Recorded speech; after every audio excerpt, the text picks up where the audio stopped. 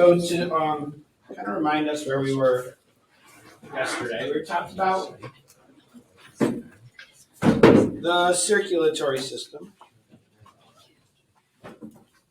And the main function of the circulatory system is to transport things around the body, deliver things like oxygen, nutrients, vitamins, remove waste products like carbon dioxide and other waste products from the cells, bring them to other organs to be removed. And so we have the diagram of the heart there, which shows the right side and left side of the heart. The right side, which deals with deoxygenated blood. The left side, which deals with oxygenated blood. And we can see some of the blood vessels that are attached there. And remember, we have a sort of figure eight circulation in the human circulatory system. Oxygenated blood gets pumped from the heart up to the lungs to be recharged, to take in oxygen, to get rid of waste. And then that blood comes back to the heart, but now it's on the left side. It gets pumped from the left side all throughout the entire body, where it gives up that oxygen, takes in the waste products, goes back to the heart to repeat this cycle again. So two sort of circulatory systems. One is called pulmonary circulation. Do you know what the word pulmonary means? Do you know what CPR is? Cardio, pulmonary resuscitation. What does cardio mean? Running. Heart. It means heart.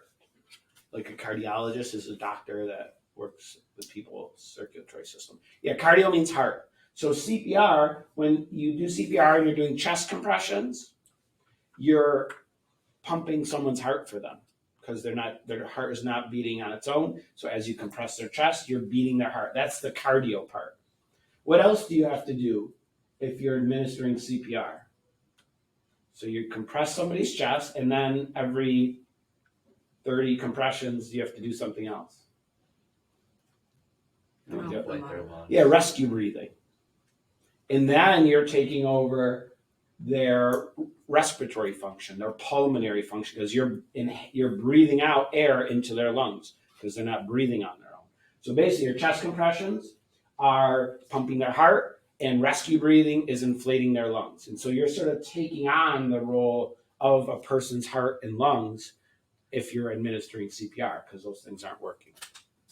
So anyway, the two types of circulation are called pulmonary, means lungs. Pulmonary circulation is the blood that goes to the lungs, gets recharged, back to the heart. The rest from the heart to all the body and back is called systemic circulation. Andrew? We blow into somebody's lungs. Aren't you just like blowing CO2? Yeah, good question.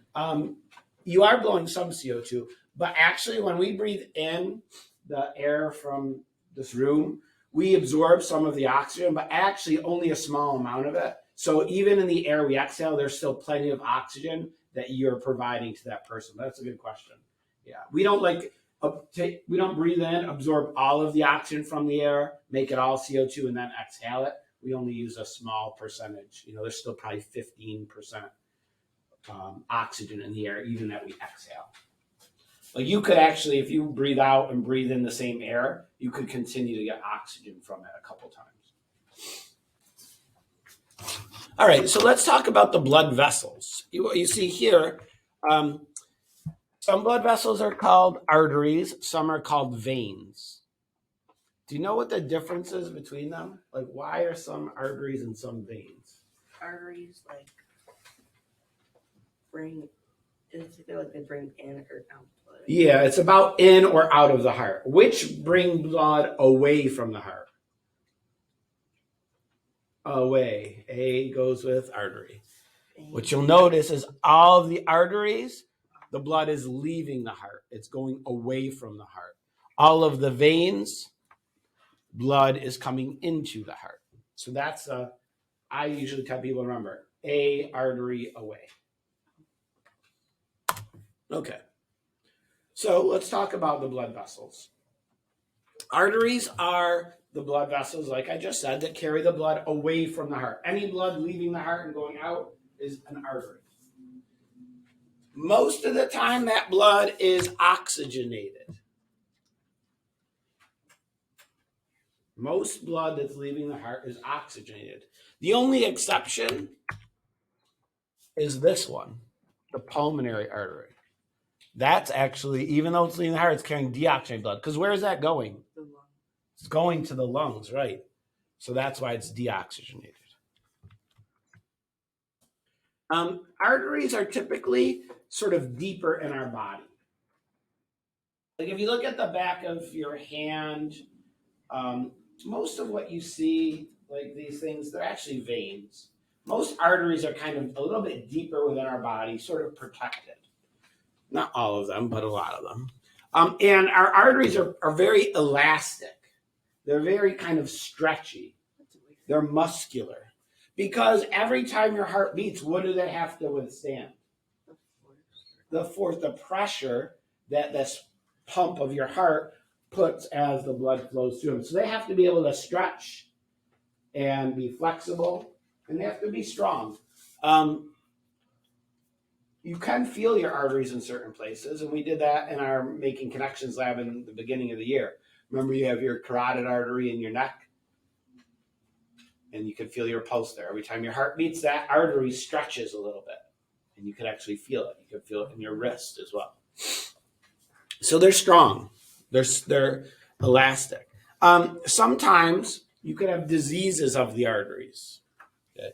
One of those diseases is an aneurysm. An aneurysm is when an artery gets sort of a bulge and can weaken the wall of the artery.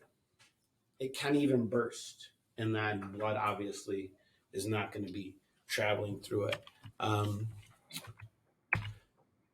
Also, arteries can build up within them sort of deposits of cholesterol and fatty substance like plaques. Like this is a model.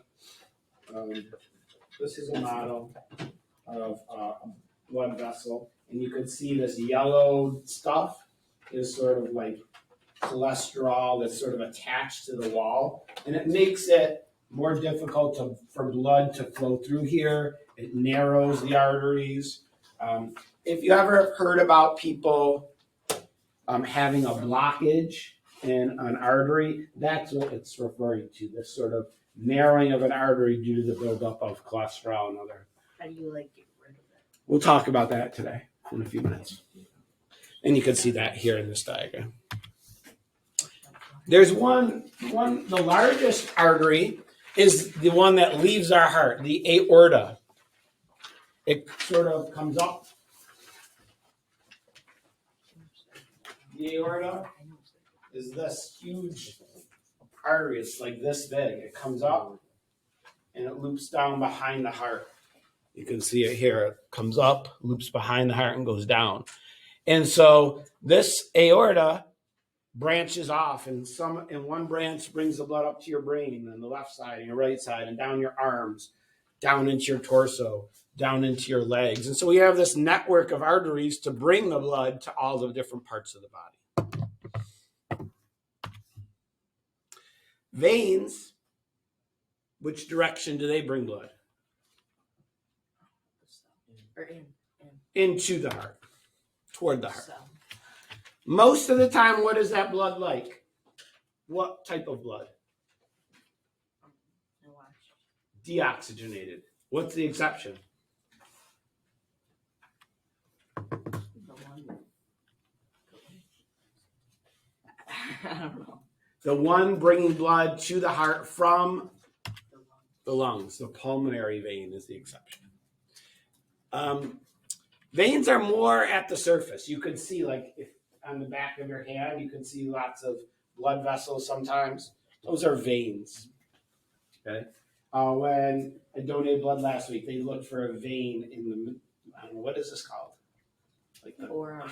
No, like Or elbow. no, this the elbow. This Inner elbow. inner elbow. Is that a thing? Inner elbow? I don't know. I think maybe. I don't know. There's gotta be a name for that. Sounds You like just a have like the back, because you have like the back of your knee, so. I don't know. Okay. Anyway, sorry.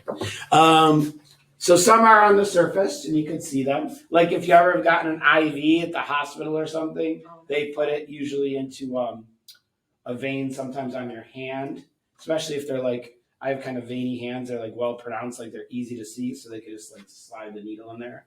If you don't have that, then it's hard, and they have to try to find a vein to put an IV in.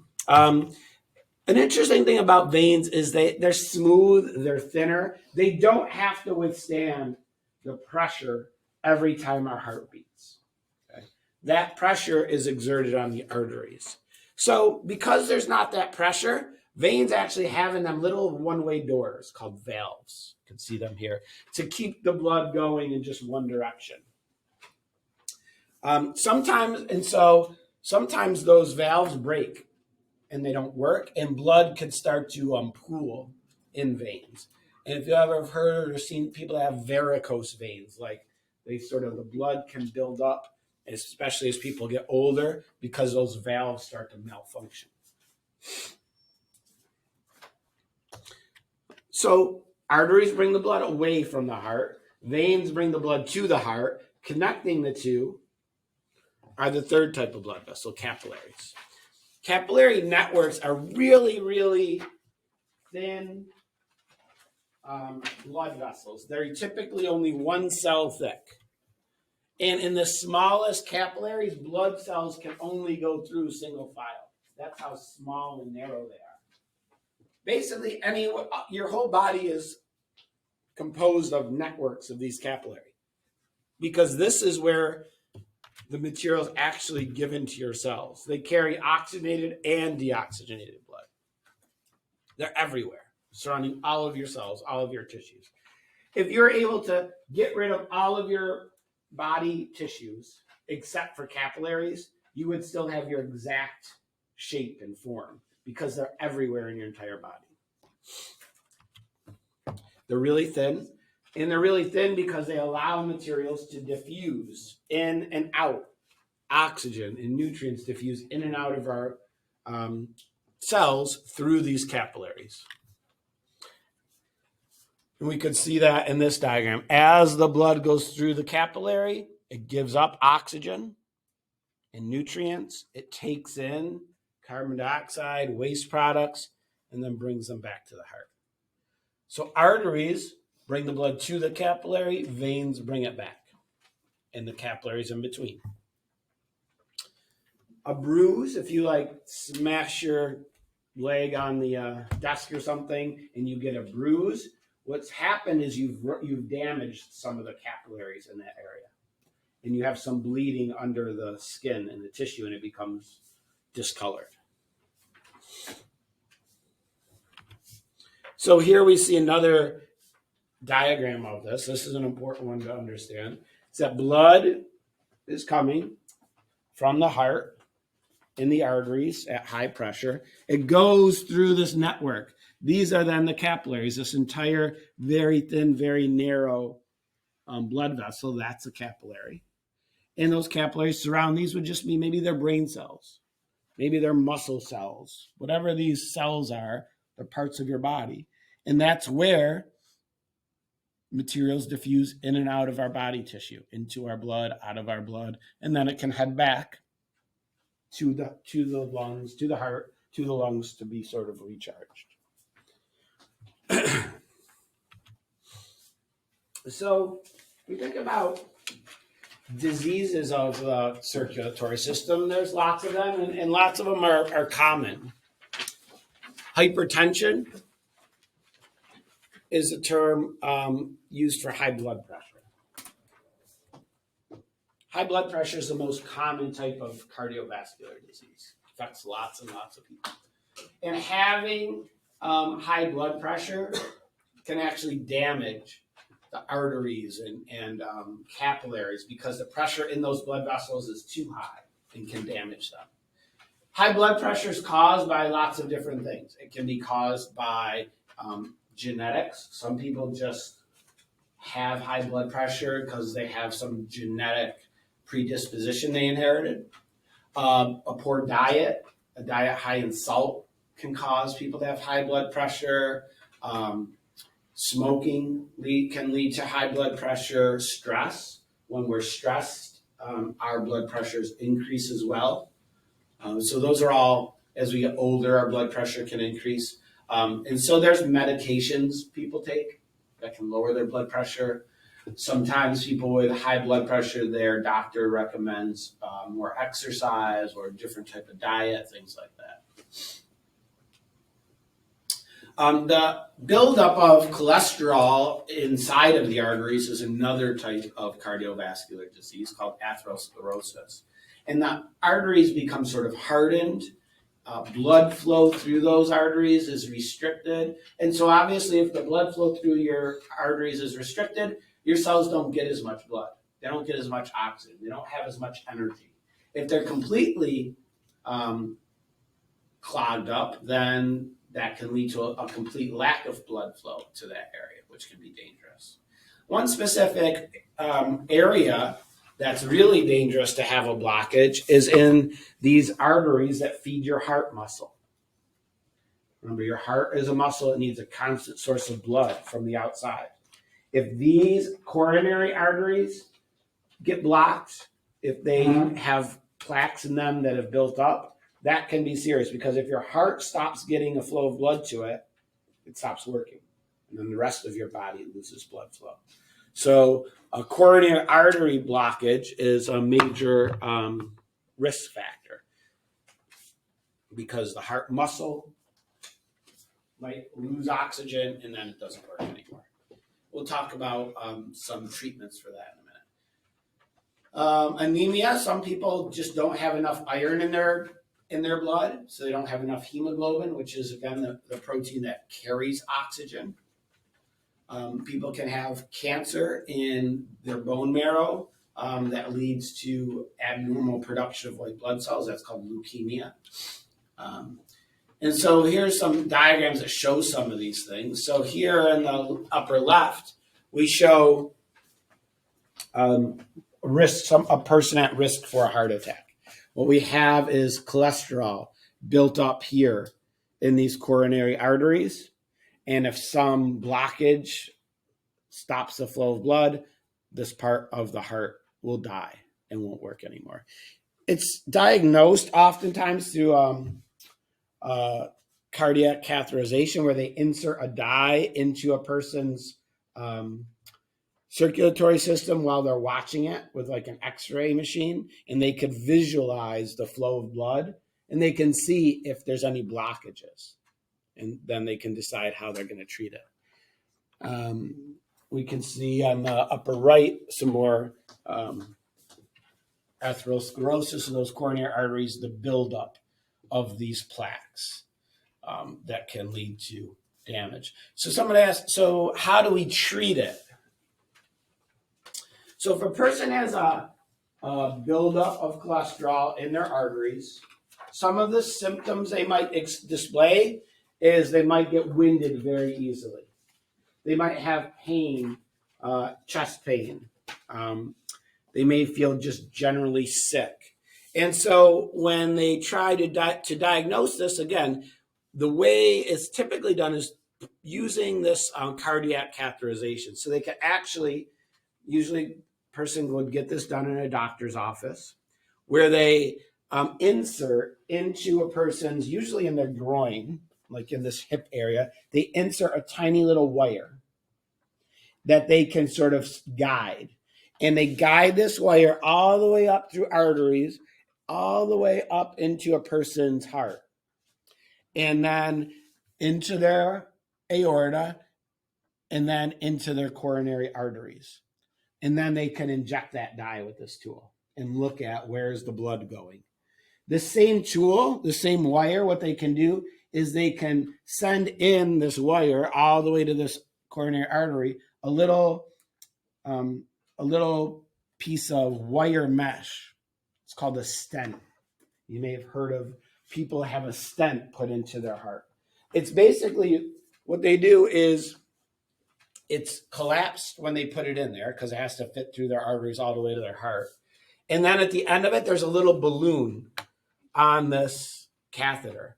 And they put the stent in there, They inflate the balloon and it kind of smushes these plaques, and they open up this stent and it stays in there. This little piece of metal mesh stays in the coronary artery, and it's supposed to keep this artery open so blood can continue flowing through it. They also have special medications that are like embedded in the mesh to try to prevent new plaques from building up. And so that's something they can do, and hopefully that opens up the coronary artery and restores the flow of blood.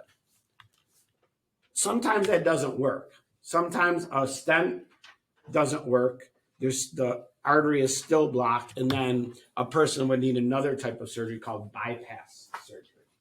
If you ever heard of somebody having a bypass, what they do, so here's the problem in this person. There's a blockage here and here in this artery. Blood's not getting to the heart. The heart is being damaged. They probably would first try to put a stent in there to open this up. If that doesn't work, then they have to do a bypass. And what they do with a bypass is they actually take a blood vessel from somewhere else in a person's body and they kind of paste it in. So, for example, here, there's the before the surgery. Okay, there's a blockage here. What they do is they took a vein, usually it's from the leg. They take a little vein out of the leg, cut it out from a person's leg, bring it up into the heart, and they actually attach it to the aorta here, and then they bring the other end down and they attach it here to the coronary artery. Remember, the blockage is here. So now the blood can go up, go through this, and go past the blockage and start feeding this part of the heart. So they basically cut and paste an artery from somewhere else in the body. Another way they can do it is like this. This is an artery that was once attached. It used to go into the chest and provide blood into the chest. They cut it out there, and then they reattach it here. Okay? And again, blood will go through it, and it goes past this blockage that was there. Now, the traditional way of doing this surgery was a person would be anesthetized, so they're out. They'd be hooked up to a heart and lung machine, which is a machine that basically breathes and circulates blood around their body. Then they would make an incision through their chest, saw through their sternum, use a tool that spreads apart their sternum so the doctors can actually work on their heart. They stop the heart from working, do the surgery, cut and paste these veins, close up the sternum, staple it together, sew up their pectoral muscles and their skin, and they would have a big, huge incision here. It's a hard surgery to recover from because of all that damage they're doing to the chest in order to do the surgery. And usually, when does a person need bypass surgery like this? When they're old. When they're older, typically. Probably they're not in great health, right? Because they have some risk factors for this. So it's a hard surgery, but there are, I don't think, do I have it? No. But there's a different way that has been developed of doing these types of surgeries. It's using robotic surgery. So you may have heard advertised like the Da Vinci robot or something like that. So basically these robotic surgery devices allow a surgeon to perform surgery in a different way. Rather than slice open your whole chest, crack open your sternum and so forth, what it does is they put these tools. They put them in like 3 tools. And one goes in like through your navel, one goes in through your chest, in between your ribs. And then the doctor can control these arms using like a virtual reality monitor almost.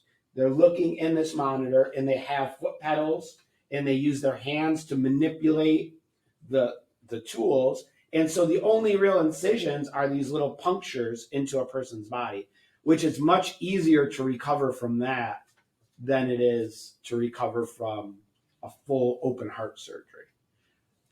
One interesting thing is like 10 years ago, I don't know why they did this. They brought one of these surgical machines to the high school. It was actually, I think, in I think it was either Mr. Goodell's room or Mr. V's like machinery room. And they let people come in and check it out and actually use it. Not to do surgery on somebody, but like you could go and look in the monitor and connect your fingers to the thing, and you could like pick up rubber bands and fling them, or like you could understand how this tool used. I don't know why they were doing this, but it was really cool. I came in actually, and Mr. Arcuri and I came together, and we like used the Da Vinci robot. It was pretty neat. There's some interesting videos you could see, like doctors making a little tiny paper airplane and throwing it with the tools. Like they can get really good. And it's used not only for like heart surgery, but all types of surgery. Like my dad had prostate surgery like 10 years ago. He did it in Rochester, but they use this Da Vinci robot to do that surgery. It just makes recovery from surgery easier. Plus, the doctor can have very fine control over their tools as they're doing this, even finer control than using their actual hands and so forth. We'll watch this at another time, not right now. Right. You want to watch the heart attack video?